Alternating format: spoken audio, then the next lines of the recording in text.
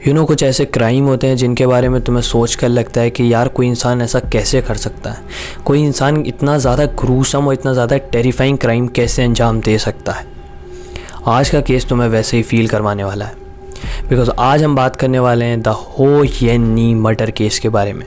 हो येन नी वियतनाम की एक बहुत ही ज़्यादा फेमस पर्सन थी, एंड वो फेमस बेसिकली इसलिए हुई थी बिकॉज उसने 2022 में एक ब्यूटी पेजेंट में हिस्सा लिया था एंड वो सेकंड रनर अप भी रही थी उस कंपटीशन में। वो 17 साल की थी जब उसकी डेथ हुई, एंड जब लोगों को पता चला कि उसकी जो डेड बॉडी है वो किस हालत में मिली, तो लोग बहुत ही ज़्यादा हैरान और बहुत ही ज़्यादा शॉक रह गए थे। बिकॉज उसकी जो बॉडी थी वो एक पीस में नहीं थी, एक पूरी बॉडी नहीं थी, उसको काटा गया था, अलग अलग जगह पर पानी में फेंक दिया गया था और वो बॉडी डिकम्पोज होना तक शुरू हो गई थी। इतनी बुरी हालत में उसकी बॉडी मिली थी, एक 17 साल की बच्ची की बॉडी। शुरू करते हैं आज का केस, द हो येन नी मर्डर केस।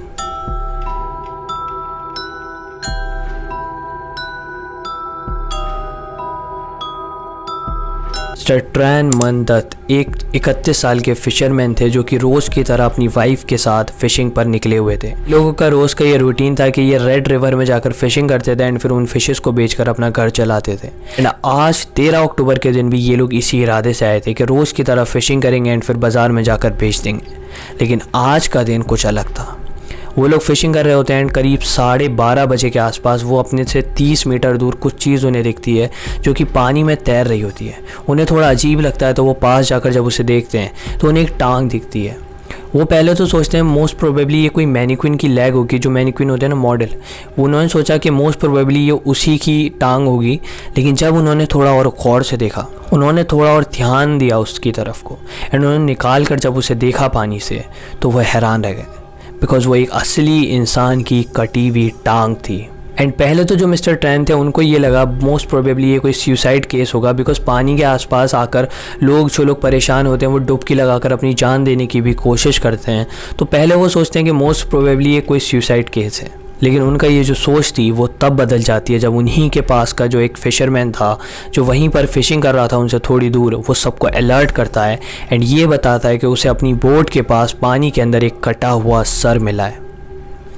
एंड ये सुनने के बाद जो मिस्टर ट्रैन थे वो समझ जाते हैं कि ये कोई सुसाइड नहीं है, ये एक मर्डर केस है एंड वो फ़ौरन से पुलिस को कॉल मिला देते हैं। पुलिस आती है एंड वो इन्वेस्टिगेशन अभी उस इलाके में कर ही रही होती है कि ये जो मिस्टर ट्रैन थे वो 3:30 बजे के आसपास जब दोबारा आते हैं अपनी वाइफ के साथ रेड रिवर पर एंड वो थोड़ा सा दूसरे हिस्से पर जाते हैं तो वो देखते हैं कि एक मिट्टी का टीला सा बना हुआ है, जो पहाड़ सा होता है ना मिट्टी का, वो बना हुआ है एंड वो काफ़ी ज़्यादा अजीब लग रहा है, वो नॉर्मल नहीं है।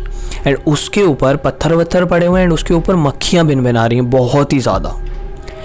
उन्हें थोड़ा अजीब लगता है तो वो पास जाते हैं, मिट्टी हटाकर पत्थर वगैरह जो पड़े होते हैं वो हटाकर देखते हैं तो वहाँ पर सीमेंट पड़ा होता है एंड वो सीमेंट अभी अभी लगाया गया होता है। ऐसा लग रहा होता है कि वो एकदम फ्रेशली अभी लगाया है कुछ टाइम पहले। उन्हें समझ आ जाता है कि आज का दिन बिल्कुल भी नॉर्मल नहीं है। वो फ़ौरन से पुलिस को यहाँ पर बुलाते हैं एंड जब पुलिस उस सीमेंट को हटाकर देखती है तो सब दंग रह जाते हैं, बिकॉज उस सीमेंट के अंदर किसी ने एक धड़ डाल दिया था इंसान का। उस धड़ में से सिर हाथ पैर कटे हुए थे एंड सिर्फ वो धड़ उस सीमेंट के अंदर दबा हुआ था एंड किसी ने इसके ऊपर सीमेंट पत्थर वगैरह डाले थे कि ये जल्द से जल्द डिकम्पोज हो जाए या फिर ये हमेशा के लिए यहाँ से गायब हो जाए ताकि वो इंसान पकड़ा ना जा सके। ये सारी चिलिंग डिस्कवरीज देखने के बाद पुलिस जैसे जैसे ये पार्ट्स मिलते जा रहे थे फॉरेंसिक में भेजती जा रही थी, बिकॉज ये पार्ट जो थे काफ़ी हद तक डिकम्पोज हो चुके थे एंड वो नहीं चाहते थे कि एविडेंस मिलने से पहले, मतलब कुछ भी इंफॉर्मेशन जो इसमें है वो हम ले लें इससे पहले कि ये डिकम्पोज हों। एंड जब ऑटोप्सी की रिपोर्ट आती है तो ये पता चलता है कि ये जो बॉडी है ये एक लड़की की है एंड यंग लड़की की है जो कि अपने 20s में थी। एंड ये जो इन्फॉर्मेशन थी ये भी मिलना बड़ी बात थी इस बॉडी से, बिकॉज ये जो बॉडी थी ये काफ़ी ज़्यादा डिकम्पोज हो गई थी। बिकॉज एक तो इन्हें पानी में डाल दिया गया था, ऊपर से धड़ के ऊपर तो सीमेंट तक डाल दिया गया था। यानी कि जो किलर था वो एकदम होशियार था एंड उसे अवेयर था वो क्या कर रहा है एंड वो एकदम से अपने एविडेंस को मिटाना चाहता था। एंड एक बात और पुलिस को पता चलती है कि ये जो लड़की थी ये किसी वियतनाम के ब्यूटी पेजेंट में पार्टिसिपेट भी कर चुकी थी। एंड अब पुलिस इन सारी चीज़ों को जो उन्हें अभी तक पता चली थी इनको एक साथ रख कर देखती है एंड उनका शक सिर्फ एक ही लड़की पर जाता है, हो येन नी। 2006 में पैदा हुई थी एंड वो एक ब्यूटी पेजेंट में भी पार्टिसिपेट कर चुकी थी एंड उसमें उसने काफ़ी ज़्यादा इम्प्रेसिव परफॉर्मेंस भी दी थी एंड वो सेकंड रनर अप भी रही थी 2022 के वियतनाम के आओ डाई फेस्टिवल में। एंड सिर्फ इतना ही नहीं, वो स्टूडेंट भी थी Hanoi academy of cinema and theatre में एंड सोशल मीडिया पर भी वो काफ़ी ज़्यादा एक्टिव थी एंड काफ़ी ज़्यादा उसके फॉलोअर्स वगैरह भी थे, वो काफ़ी ज़्यादा फेमस भी थी। एंड अब क्योंकि वो ब्यूटी पेजेंट में सेकंड रनर अप भी रह चुकी थी एंड उसको ब्रांड एंडोर्समेंट भी वगैरह मिल रहे थे। एंड जब उसकी डेथ की खबर आती है तो ये हर जगह पर फैल जाती है एंड जो उसकी बॉडी के फ़ोटोज़ थे, जो उसकी म्यूटिलेटेड बॉडी के फ़ोटोज़ थे, वो इंस्टाग्राम पर, गूगल पर, हर जगह पर अपलोड करने लग जाते हैं लोग एंड काफ़ी ज़्यादा उसके फ़ोटोज़ इधर से उधर घूमने लग जाते हैं। एंड उसके जो पेरेंट्स थे, उसके जो मदर थी, उसके जो फादर थे, उनसे वैसे ही इस सब चीज़ों से कॉप अप नहीं करा जा रहा था क्योंकि उनकी बेटी को वो सोच ही नहीं पा रहे थे कि उनकी 17 साल की बेटी को कोई इतनी बुरी तरह से क्यों मारेगा। जब वो ऑनलाइन ये देख रहे थे कि उसकी जो बॉडी है, उसके पीसेस को, फ़ोटोज़ को इधर से उधर डाला जा रहा है, अपलोड करा जा रहा है, तो वो बिल्कुल ही टूट से गए थे।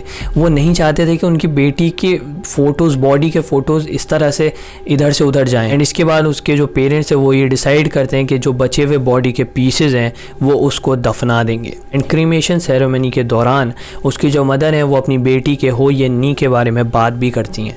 वो बताती हैं कि उनकी जो बेटी थी एक बहुत ही ज़्यादा इंडिपेंडेंट एंड अपने आप से रहने वाली लड़की थी एंड वो उनसे थोड़ा सा दूर एक अपार्टमेंट में रेंट पर लेकर उससे रह रही थी। एंड जब 14 अक्टूबर को पुलिस ने उन्हें बुलाया अपनी बेटी की बॉडी को आइडेंटिफाई करने के लिए, सिर्फ कुछ फ़ोटोज़ एंड एक टैटू जो उसकी एंकल पर बना हुआ था, उसे देखकर ही वो समझ गई थी कि ये उन्हीं की बेटी है।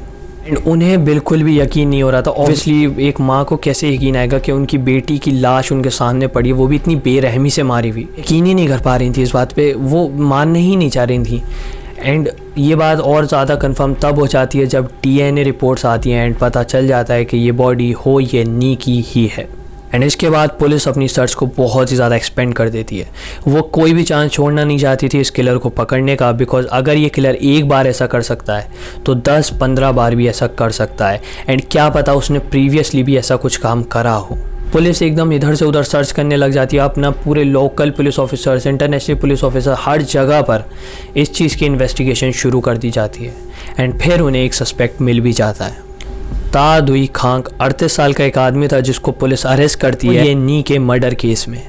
एंड पुलिस इसके बाद जब इसको पकड़ने के लिए गई थी तब ये अपने होम टाउन में था एंड जैसे ही ये पुलिस के बारे में सुनता है कि पुलिस आ रही है तो खुद को सुसाइड करने की भी कोशिश करता है ये। एंड पुलिस सही टाइम पर पहुंचकर इसको हॉस्पिटल में एडमिट भी करवा देती है एंड ये बच जाता है। पुलिस बताती है कि हो ये नी और ये जो सस्पेक्ट था खांग, ये दोनों पहले से एक दूसरे को जानते थे एंड ये लोग काफ़ी बार एक साथ देखे भी जा चुके थे। अब ये स्पेसिफाई नहीं करा गया कि जो है ये इनका रिलेशन क्या था, मतलब ये लोग दोस्त ही थे या उससे ज़्यादा कुछ थे, उससे कम कुछ थे, ये स्पेसिफाई नहीं करा गया है बिकॉज खांग ने ही ये खुद नहीं बताया। एंड पुलिस ने ये भी बताया कि ये दोनों एक रेस्टोरेंट में मिले भी थे हो ये नी के मर्डर से पहले। पुलिस ने बताया जो हो ये नी थी उसको खांग ने 50 मिलियन वियतनामीज डोंग, मतलब यानी कि जो वियतनाम की करेंसी है, यानी कि तुम ऐसे समझ लो 50 मिलियन पैसे उसने उधार दिए थे हो ये नी को। एंड वो काफ़ी टाइम से हो ये नी से कह भी रहा था कि मेरे पैसे वापस कर दो, लेकिन वो कर नहीं पा रही थी या करना नहीं चाह रही थी, ये हमें नहीं पता है, बट उसने अभी तक नहीं करे थे। एंड जिस दिन ये दोनों रेस्टोरेंट में मिलते हैं उस दिन ये बात थोड़ी सी ज़्यादा बढ़ जाती है। इस बात पर इन दोनों की थोड़ी सी लड़ाई होने लग जाती है। ये लोग रेस्टोरेंट में लंच करते हैं एंड उसके बाद ये दोनों खांग के घर पर जाते हैं, अपार्टमेंट में जाते हैं एंड वहाँ पर ये जो झगड़ा था इनका ये और भी ज़्यादा बढ़ जाता है। एंड गुस्से में आकर खांग एक चाकू लेकर उसके सीने में मार देता है एंड वो 2-3 बार उस चाकू से उसके सीने में मारता है एंड वो जब उसकी डेथ हो जाती है उसको बाथरूम में लेकर जाता है बेडरूम से एंड उस बाथरूम में वो उसकी बॉडी को काटता है एक एक करके। वो उसकी बॉडी के सर, पैर, हाथ काटता है, एक बॉक्स में उन्हें भरता है एंड एक टैक्सी लेकर रेड रिवर पर जाता है एंड रेड रिवर के पास उन्हें फेंक देता है। वो हाथ पैर वगैरह रेड रिवर में फेंकता है एंड जो टॉर्सो था उसका, यानी कि जो धड़ था उसका, उसको ज़मीन पर रख देता है, ज़मीन के अंदर दबा देता है उसको। एंड उसको अभी भी थोड़ा सा शक था कि कहीं किसी को पता ना चल जाए, तो वो अगले दिन 13 अक्टूबर की एकदम सुबह में वहाँ पर दोबारा आता है एंड जो उसने ज़मीन के अंदर हिस्सा काढ़ा था उसके ऊपर वो सीमेंट डालता है एंड फिर उसके ऊपर मिट्टी डालता है एंड फिर उसके ऊपर पत्थर वगैरह डालता है ताकि किसी को शक ना हो। ये करने के बाद वो फ़ौरन से अपने होम टाउन के लिए निकल जाता है एक बस पकड़कर एंड फिर वहाँ पर जाकर रहने लग जाता है। एंड यहाँ पर अगर हम इस खान के बारे में थोड़ी सी बात करें तो इसके जो आसपास के लोग थे उन्होंने ये बताया कि ये बहुत ही ज़्यादा काइंड हार्टेड एंड बहुत ही ज़्यादा शरीफ इंसान था। इसकी एक शादी भी हो चुकी थी एंड 3 बच्चे भी थे, लेकिन ये अब उनसे सेपरेट हो चुका था। एंड इसके जो आसपास के लोग थे वो उन लोगों को बिल्कुल भी नहीं यकीन आया जब उन्हें ये पता चला कि खांग ने ये सब करा है, बिकॉज उनके लिए तो खांग एक बहुत ही ज़्यादा शरीफ एंड बहुत ही ज़्यादा इनोसेंट सा इंसान था। उसका प्रीवियसली कोई क्रिमिनल रिकॉर्ड भी नहीं था एंड इसीलिए ये केस और भी ज़्यादा ख़तरनाक बन जाता है कि एक इंसान जिसका कोई क्रिमिनल रिकॉर्ड नहीं है, उसने कभी ऐसा कुछ करा नहीं है, वो गुस्से में आकर इतना बड़ा क्राइम कर चुका था अब। एंड इसका जो कोर्ट ट्रायल था वो अभी चल ही रहा था। लास्ट टाइम जब मैंने चेक करा था तो ये बात चल रही थी कि उसको बहुत ही ज़्यादा सीवियर पनिशमेंट मिलेगी एंड अगर अभी और भी ज़्यादा इन्वेस्टिगेशन के दौरान कुछ और भी पता चलता है तो उसको और भी ज़्यादा सीवियर पनिशमेंट मिल सकती है। उसको या तो 15-20 साल की जेल होगी या फिर डेथ पेनल्टी भी हो सकती है। एंड इसी के साथ हो ये नी का मर्डर केस ख़त्म होता है।